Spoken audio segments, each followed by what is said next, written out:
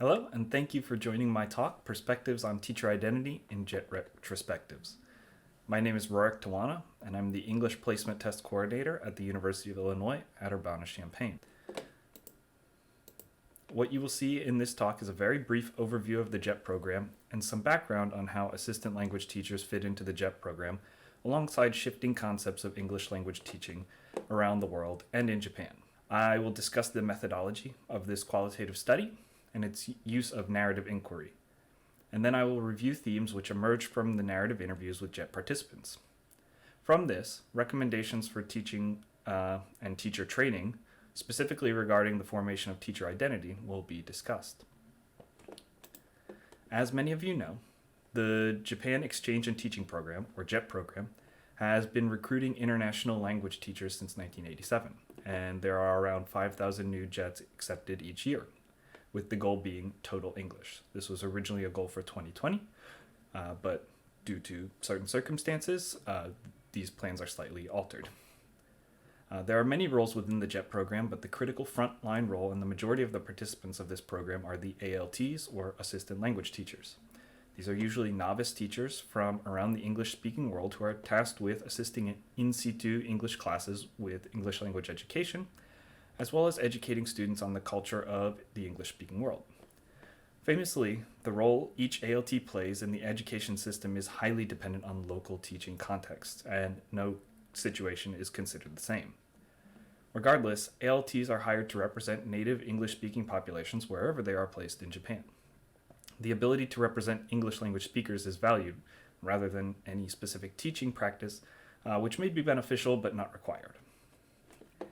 ALTs share a broad goal within the JET program, and they share a job title, but what else might they have in common to create a community of practice? ALTs do share a language background, all being native-like speakers of English and hold a bachelor's degree or equivalent. They've likely spent considerable time in an English-speaking country, and they also share in common the orientation session as they enter the JET program. However, they vary considerably in their background related to teaching, their perceptions of language education, their personal backgrounds, their motivations for joining the program, and disposition towards working in Japanese workspaces. It may be hard to generalize JET ALTs as a community of practice then, but ALTs might instead be part of their local educational community of practice. As one more trait that all ALTs have in common is the fact that their work context will involve team teaching with JTEs, or Japanese teachers of English. However, the way team teaching duties are shared or split is incredibly varied. In the initial conception of JET, the division of labor was to have the ALT participate actively in communication and interaction with Japanese students, where the JTE would explain the facts about the English language and answer learners' questions. This operationalization of the separate performances model of team teaching fits well into a curriculum encouraging watching and recording as the means and ends of learning, but does not necessarily fit within the modern conceptualizations of communicative language teaching, and researchers have long encouraged moving away from this model of team teaching. Within research on team teaching pairs, findings have shown that team teachers often agree about the inherent effectiveness of team teaching and the value of co-teaching, but often disagree about the roles, responsibilities, and teaching philosophies that come together to create a team teaching pair. This may make it difficult, depending on the situation, for ALTs to understand or conceive their role in schools. And ALTs may struggle to find their place and purpose without having other skills or something else to offer within their school community. I was specifically concerned with teacher identity, or the influences on teachers and how they as individuals see themselves and how they enact their profession in their settings. Identity is first shaped by their pre-service teaching experience, for teachers in general, of course, but for ALTs, this pre-service experience can be quite minimal. And there have been calls for improvement in ALT training, but the extent of the adjustments to training has not quite been settled yet. Past the pre-service experience, teacher identity is then affected by the expectations, or lack thereof, for fitting into a community of practice. A community of practice is a group of people who share a concern or a passion for something they do and learn how to do it better as they interact regularly. This is from Wenger's conception of a community of practice. So we might ask, do ALTs share a common concern or passion? Is this shared amongst themselves, or is this something they should share within their team teaching communities at their local schools? Is there sufficient teacher agency for a teacher identity to develop, and is that necessary? Is overlap between the JTE and ALT community of practice required for this? These are some of the framing questions which initially inspired me to attempt this study. So in the current study, I reveal expectations among JET ALTs regarding language policy, language teaching, cultural exchange and teaching roles, and try to examine the meaning of effective language teacher to ALTs. The big question, especially in light of a communicative language teaching approach which rejects native modeling, is what are ALTs' perceptions of teaching purpose in the JET program? I interviewed former JET ALTs and asked about their perceptions of roles in teaching. I utilized narrative inquiry, which is a dialogic and co-constructive approach to eliciting qualitative data from community representatives.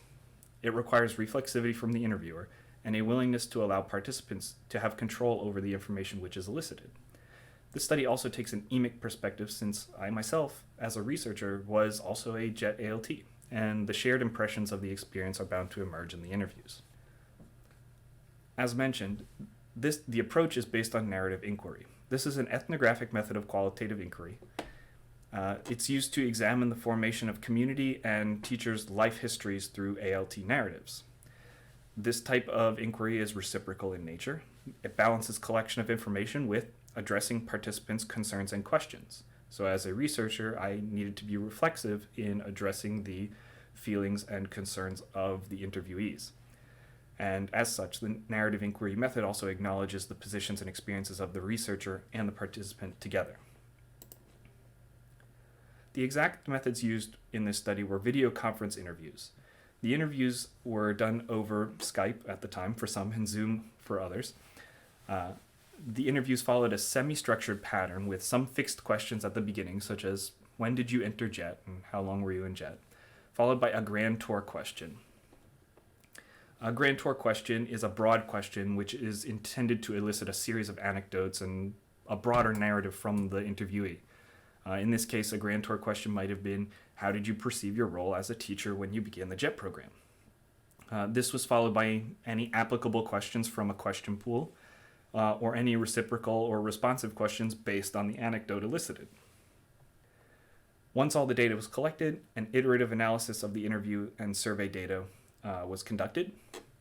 The point of the rereadings of the data was to locate themes within the participant narratives.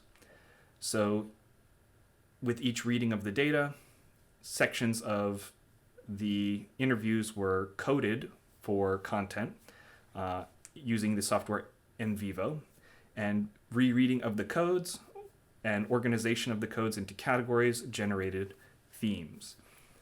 So these themes will be discussed shortly. The participants in this study were 6 former JET ALTs. If you scan across their demographic data here, you will see some similarities and some differences. All had bachelor's degrees prior to JET and spent 2 to 4 years in the JET program. Other than that, they had distinctive backgrounds and placements within JET. The major themes that were located in the interviews were themes of development as classroom teachers, professional development and independence outside of just classroom practice, community interaction, and identities beyond classroom teaching. So let's discuss a little bit about what was said in each of these themes. So a lot of the participants focused on their development as classroom teachers, focusing on different micro skill developments and macro skill developments. Some focused on classroom communication, such as Sadie, who said, a good class is when teachers could meet beforehand and establish the plan, and then work well together to show that English communication was possible. Another micro skill that was important in the narratives was the use of Japanese as a teaching tool. So Michelle said, sometimes Japanese in the English classroom was a little bit helpful, I think. Like when students absolutely didn't understand the rules of a game, for example, but too much Japanese could make students check out of the English. There has to be a balance. So use of multilingualism as a pedagogical tool was an interesting part of development. Participants also discussed their development as materials developers, where Charlie said, the teacher said, this isn't going to work. We need to design things that are much more simple and, easier for the kids to understand and easier for the teachers in the community to be able to understand. And that was heartbreaking. Charlie did eventually find a way to develop materials that were usable for the teachers, but he had to find a balance with developing what he believed to be effective tools and what could be used in the Japanese curriculum. On the macro level, participants discussed their development of a general sense of teaching philosophy. Like Sadie said, I saw myself as a glorified helper at the beginning, sort of a human equivalent of a game or a day off from regular studies. They also discussed what their feelings were on teacher training. Max was the most vocal in saying that it would have helped to have pedagogical experts have more contact with ALTs, and most expressed their dissatisfaction with the initial teacher training that was given. However, classroom success was an important part of each narrative. As Annette said here, a good classroom was when students were engaged and felt good about the lesson. As time went on, each of the participants in this study felt that they had a good understanding of how to evaluate the success of a day at teaching. And each developed ideas about what their contribution to the classroom was, with Max saying, eventually I was being asked what my syllabus was by other JTEs and ALTs. Another theme was professional development and independence. One of the aspects of professional identity was having agency. There were different views about agency in the narratives, with Michelle saying, I'm rarely the guiding force in the class, but Max saying, I was put in charge from day one, I felt lost. So the varied situations came with varied levels of agency. Another aspect of professional identity was the motivation to teach, which also varied among participants. Annette saying, I was inspired by all the hard work people were putting in around me. I just wanted to help ease that burden. And Michelle saying they just wanted the students to know without giving them a chance to learn, expressing why she felt demotivated to teach. Another important aspect of professional development that was consistently brought up was mentorship and apprenticeship. The lack of mentors or the presence of mentors was very important in the participants' narratives. For example, with Charlie saying, I feel like my teachers in the first year, they did a whole lot of correcting. Japanese classes operate very differently from American classes. So Charlie taking mentorship from the JTEs around him. I would exchange ideas with other JTEs and got used to talking with ALTs about tough situations, but I didn't receive mentorship as part of the program. This was from Max, who felt he received less mentorship, but eventually found himself in the role of mentor. Community interaction was another important theme that came up in the narratives. Slightly related to the previous theme was professionalism in the teaching community. This was specifically about how the ALTs were perceived as professionals and perceived as professional teachers by the community at large. So each of them talked about how they felt different teaching experiences rubbed off on them and allowed them to be seen by their community. Tony saying, I didn't feel prepared. The packets and presentations at orientation were nothing compared to hands-on experience and seeing real classes. Emphasizing that there was nothing that could replace real teaching experience for developing a professional identity. Each of the participants expressed different levels of integration at the workplace, with Annette saying, I think they saw what I was capable of, and I started to feel like part of the teacher community, but finding that opportunity was difficult. Annette did express that she felt very integrated by the end of her tenure in JET, but it was a slow start to reach that point. Tony, on the other hand, as I mentioned before, said sometimes they would ask me to leave before they had a meeting, and she never felt quite integrated at the workplace, always feeling like somewhere between guest and teammate. The participants also expressed what they believed to be the qualities of a good language teacher. Max described it most succinctly as the best teachers had control in the classroom, but gave the control to their students to work through problems. Max was especially dissatisfied with how some classrooms would involve too much giving away of the answers or walking through of problems, and believed that the best qualities of a language teacher are those that can lead in the design of the class and not just lead right to the final answer. And of course, how they were perceived outwardly as teachers was another important aspect of the narratives. With Michelle stating, you have to fight tooth and nail to become someone who people trust and respect. It's just hard because there's no structure. This, in context, was Michelle talking about how she did not see a clear path to being seen as an adult in Japan. She always felt like a guest and felt like there was no way to climb the ladder towards being perceived as a teacher. In the narratives, the participants also expressed who they believed to be their community members and how they conceive the community around them. So some talked about who they perceived to be their support network. So this again from Michelle's interview. She felt she was close enough with the city jets. She was alone by herself in sort of a suburban area. She was close enough with the city jets to hang out, but maybe not close enough to be like, I'm having a really rough time, let's talk about how hard my job is. I kind of feel like a lot of times I would just isolate myself, just deal with it by ignoring with it, which was probably not healthy.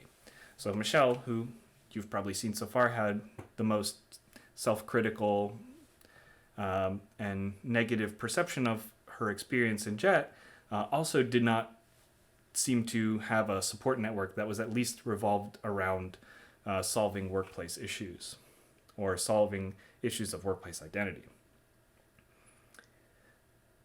The participants also discussed that their support network didn't have to just be ALTs, and Sadie specifically expressed that it was good to have others on the Board of Education and other JETs in her corner, even if a school was tough.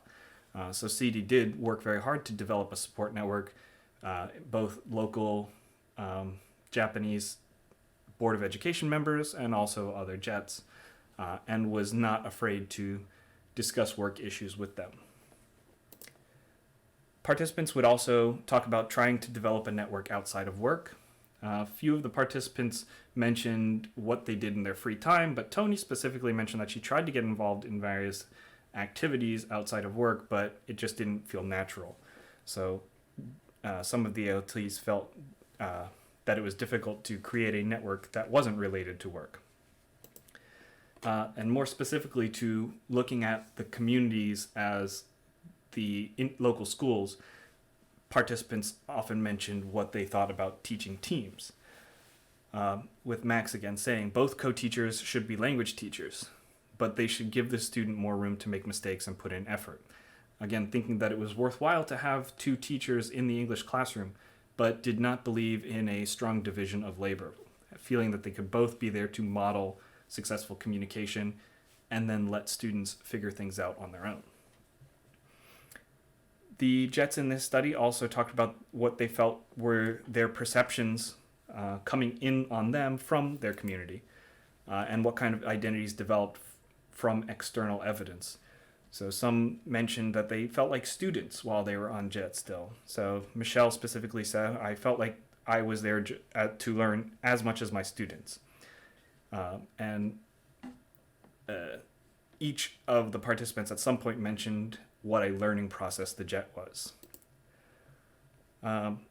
Tony mentioned that she felt it was hard to identify the expectations of the classroom that were put upon her by the teachers within the schools, stating that her predecessor seemed to be well liked and had a good reputation, but seemed to have underperformed.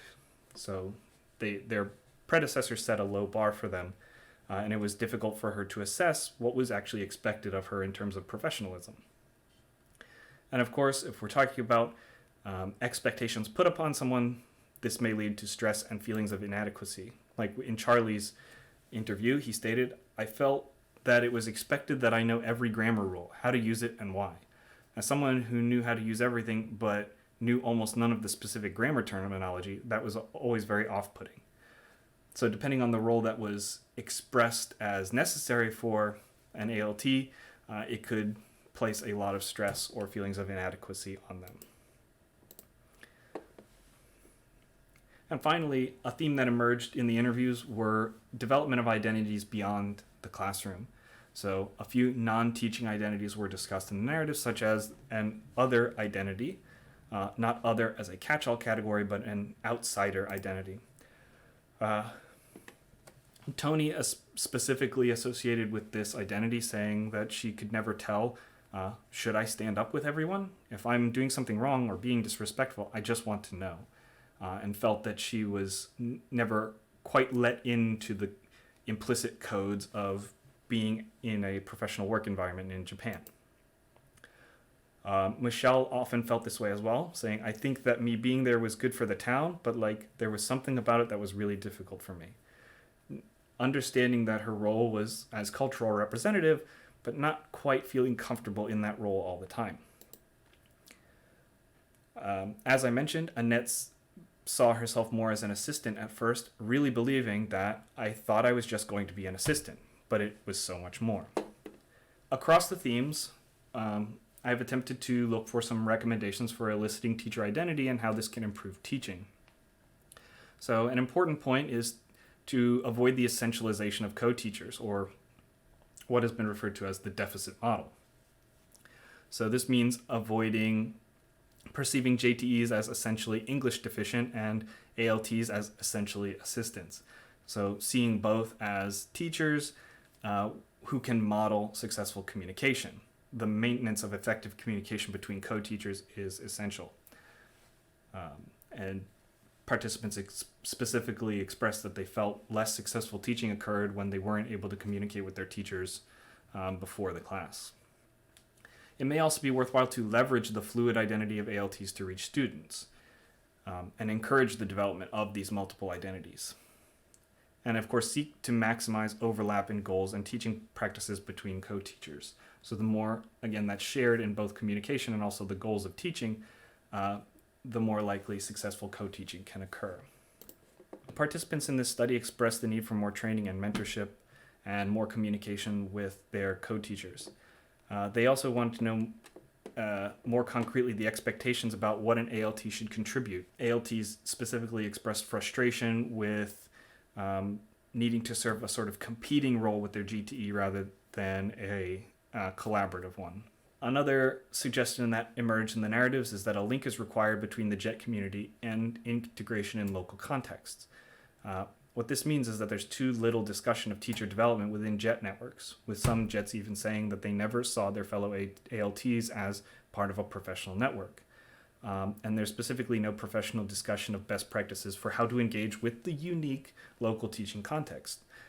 So if there were people available to remind JETs that they're part of a professional network and provide tools for integrating with their schools, this may help JETs develop a sense of professional teaching identity, which will improve the professionalism in the classroom.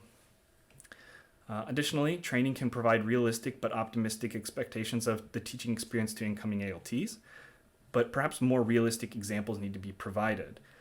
The mantra, again, is every situation is different, and if every situation is different, then many examples of the different local environments a JET may encounter should probably be provided to the JETs as part of the training. And speaking of every situation is different, I need to acknowledge some of the limitations of this study. So the first being, every situation is different. The narratives which were collected in this study are essentially 6 individual narratives. So generalizations cannot accurately be made from this study, nor is that the goal of the study. Rather, this study is intended to give cases of teacher identity emergence in specific situations, and also to show that this type of narrative inquiry may be useful for presenting JETs with more examples of what to expect in varied local contexts. There's also the effect of my perspective as an interviewer. Although there are benefits to having an emic and reflective perspective, it's especially worth noting that the perspectives here are limited to just ALTs. No JTEs were interviewed, so the perspectives from other stakeholders in the JET program would be valuable cases to see alongside these narratives. Finally, although some recommendations were made, truly concrete recommendations from this type of work are limited due to the type of data and analysis. So with that, thank you very much for your attention, and I hope you enjoy the rest of your JALT experience.